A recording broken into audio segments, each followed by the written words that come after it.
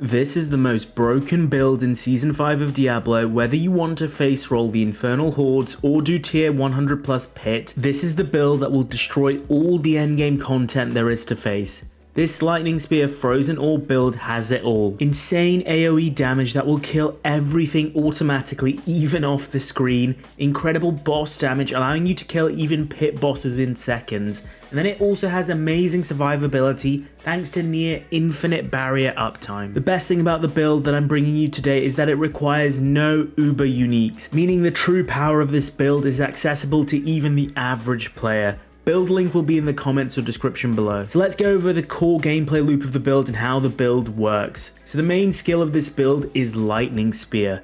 Lightning Spear creates a spear of lightning which flies around and automatically tracks enemies. With Enhanced Lightning Spear, we always create 2 of these every time we cast a skill. Now in Season 5 we have the aspect of Splintering Energy, which makes Lightning Spear absolutely broken. What this states is that whenever we cause a critical hit with Lightning Spear, it will arc back, deal more damage, and do this for up to 5 enemies. So now Lightning Spear will just fly around the screen, destroying everything. As a result of this aspect, critical strike chance and critical strike damage become important stats. Now Lightning Spear typically has a pretty high cooldown, so how do we bring this down apart from just the cooldown reduction affix? Well, the unique which ties together the entire build is Fractured Winterglass. This is the unique for Frozen Orb, but what we're really interested in particular is the affix where it states conjuration cooldowns are reduced by 0.4 seconds when a Frozen Orb explodes. So now we can spam Frozen Orb as well and combine it with the aspect of Frozen Orbit so that each Frozen Orb explodes 3 times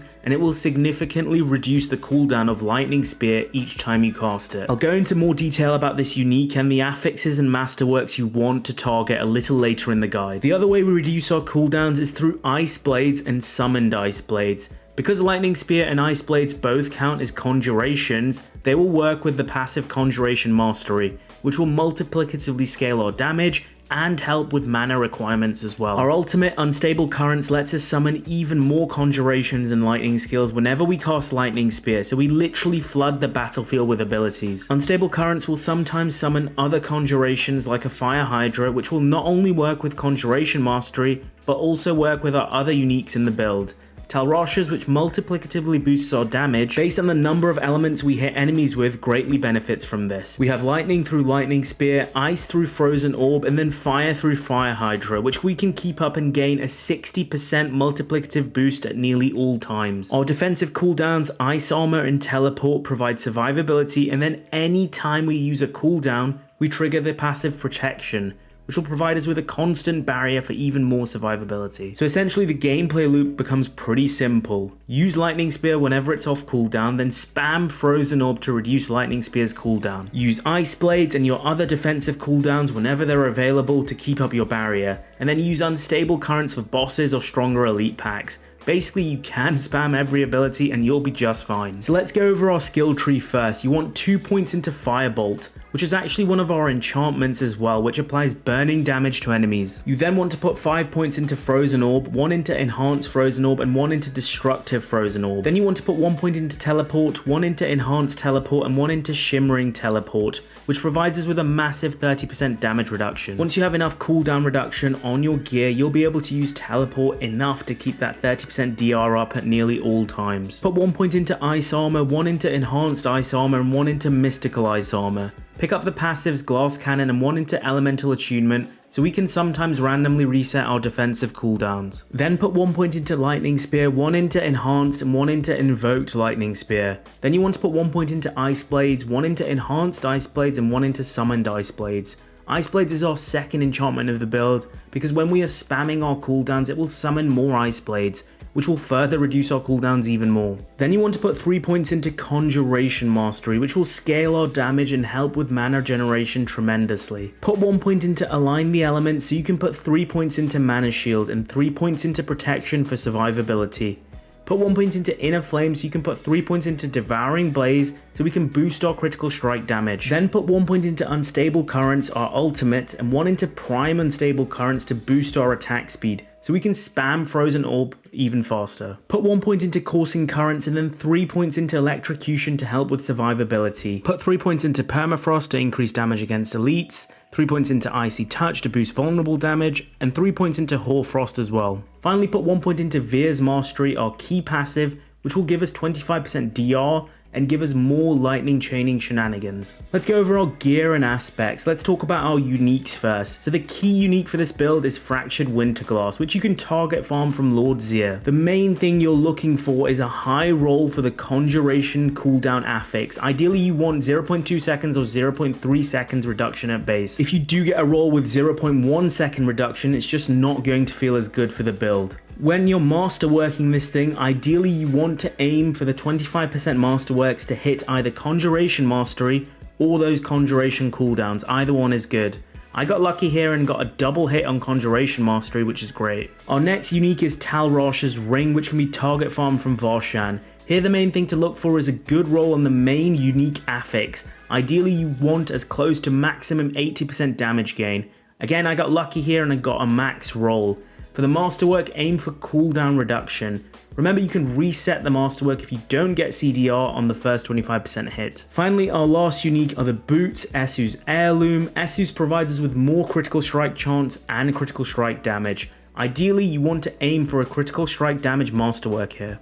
Let's go over our legendaries. On your helmet, you want the Orange Herald aspect. This will reduce your ultimate unstable current cooldown a lot, so you can use it more often. For the roll, you want cooldown reduction as the highest priority on your helmet. Then you want intelligence. And then for the third affix, you either want mana per second or maximum life. For the tempering, aim for total armor or maximum life. I went for total armor because I needed it to hit the armor cap. Then you want the second one to be lucky hit to freeze. For the Masterwork, aim for cooldown reduction. Again, I got lucky here because not only do I have a greater affix for cooldown reduction, but both my Masterworks hit cooldown reduction as well. On your chest piece, you want the Concentration aspect, which provides us with 25% damage reduction when we cast Lightning Spear or Ice Blades. Here you want intelligence, mana per second, and then maximum life or ranks to defensive skills. Temper for maximum life or armor based on your other gear, and then again you ideally want the lucky hit to freeze. On your gloves, you want the Storm Swell aspect, which boosts our damage against vulnerable enemies. You want attack speed, critical strike chance, and critical strike damage. Here you can see my gear is pretty suboptimal. I haven't got attack speed yet on my gloves, so I do need to re-roll that. Here you want to temper for critical strike damage and Lightning Spear lucky hit chance. Aim for your Masterwork to hit critical strike chance. On your pants, you want the Concussive Strikes aspect, which will increase your damage against dazed enemies by 20%. Here you want intelligence or all stats as your first affix, maximum life, and then plus armor. Aim for maximum life and then lucky hit to freeze as your tempers. Then aim for your Masterwork to hit maximum life. If you're having mana problems, then you can replace your legs with the unique Tybalt's Will, which will really improve your resource generation. My ring has the aspect of Frozen Orbit. Here you want attack speed, critical strike chance, and critical strike damage. Again, I'm missing attack speed, which is a big improvement to the build. You want your tempers here to be Lightning Spear cooldown reduction and critical strike damage. Aim for your Masterworks to hit Lightning Spear cooldown reduction. Your weapon, you want a two-handed staff so that you can double the benefit the aspect of Splintering Energy provides. You want intelligence, maximum life, and critical strike damage. You want your tempers to be critical strike damage, and then a chance for a second Lightning Spear to be cast. For your Masterwork, aim for critical strike damage. Ideally, you want to Masterwork the tempered critical strike damage rather than the innate staff affix, because the staff one isn't as good. For your gems, you want your rubies for your armor for more life, emeralds for your staff for more critical strike damage, and then skulls for your jewelry to keep your armor at the 9300 cap. I'll quickly go over my Paragon board, but there will be a build link with the board on for you to copy. Remember, you need your glyphs to be at least level 15 to gain the bonuses with the setup that I've used here. On my starter board, I have the reinforced glyph for the 15% damage reduction. Then my next board is the Enchantment Master board, where I place the Elementalist glyph, which gives us 15% more multiplicative damage. Then go for the Burning Instinct board and place the Destruction glyph here. You can see I've really gone for the extra dexterity nodes here because we really want to max out our critical strike damage, which is huge for the build. Then go for the Frigid Fate legendary node and place the Conjuration glyph here. Then we went for the Elemental Summoner node so we get further cooldown reduction for Lightning Spear and more damage. Here I placed the Exploit glyph, which will make enemies vulnerable and boost damage against vulnerable enemies.